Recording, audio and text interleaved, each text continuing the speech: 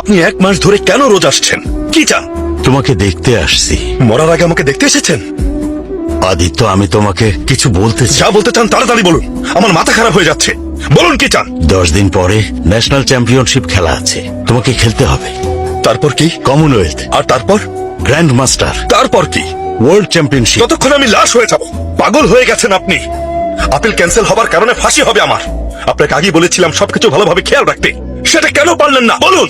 এসব না করে আপনি তীর্থযাত্রায় যান আর আমাকে একা থাকতে দিন। যান আপনি। এভাবে বলো না আদিত্য, তোমার ট্যালেন্টটাকে এভাবে নষ্ট করো না।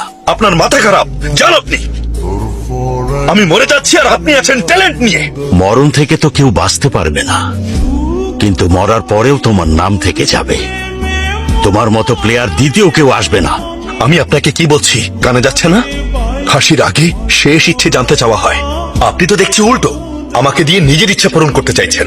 যদি আমি খেলি তাহলে কোচ হিসেবে আপনার নাম থাকবে, আপনার কলঙ্ক মুছে যাবে। এটাই তো চান না? না আদিত্য, এমন না। মনে হচ্ছে লাশ নিয়ে ব্যবসা করবেন আপনি।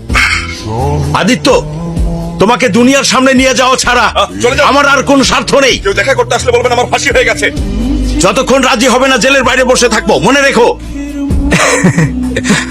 হ্যালো বস, আমি বিক্রম। বেদ, শুনলাম খুব ভালো দাবা খেলো। বাইরে থাকলে তো এতদিনে চ্যাম্পিয়ন হইতা।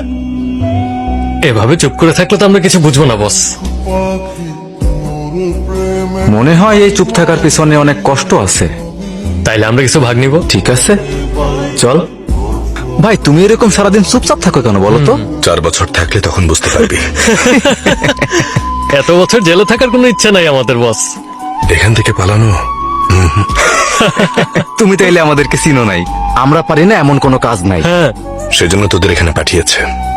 আরে বস, আমাদেরকে কেউই আটকাইতে পারবে না। কয়দিন পরই আমরা এখান থেকে। একমাত্র রাষ্ট্রপতি এই আসামিকে মাফ করে দেবার ক্ষমতা রাখেন, কিন্তু করবেন না। যেহেতু এখানে সরকারি দলের রিকমেন্ডেশন দেয়া, তাই মাফ করবে নাকি করবে না সেটা তারাই ডিসাইড করবেন। সহজ ভাষায় বললে, কোর্ট চলাকালীন যে সিচুয়েশন থাকবে তার উপর ডিপেন্ড করবে যে অনুমতি দেবে নাকি দেবে না। আর ভিকটিমদের ফ্যামিলি যদি আদিত্যকে সাপোর্ট করে পিটিশন দেয় তাহলে কি হবে? ওরা দেবে। যদি দেয়, প্রতিটা সিগনেচার আদিত্যর প্রাণ বাঁচিয়ে দিতে পারে। আদিত্যর সাথে দেখা করতে যাচ্ছি। ও তো বলেছে কারোর সাথে দেখা করবে না। জেলার 15 মিনিটের জন্য অনুমতি দিয়েছেন, সেজন্যই দেখা করতে যাচ্ছি। 100 গার্ড আর 120 সিসি ক্যামেরা ফাঁকি দিয়ে পালানো একটু কঠিন লাগতেছে। আদিত্য ঠিকই বলছিল, এখান থেকে পালানো আসলেই কঠিন। আরে শোন বেটা, আসলে মৃত্যুর থেকে খারাপ হলো ভয় পাওয়া। মন, কথা আর কাজ এই সবকিছু আমাদের একসাথে করতে হবে। আর আমরা এখান থেকে যখন পালিয়ে যাব, পত্রিকার পাতায় আমাদের পালিয়ে যাওয়া নিউজটাকে কিভাবে লিখবে বলতো? The great scale.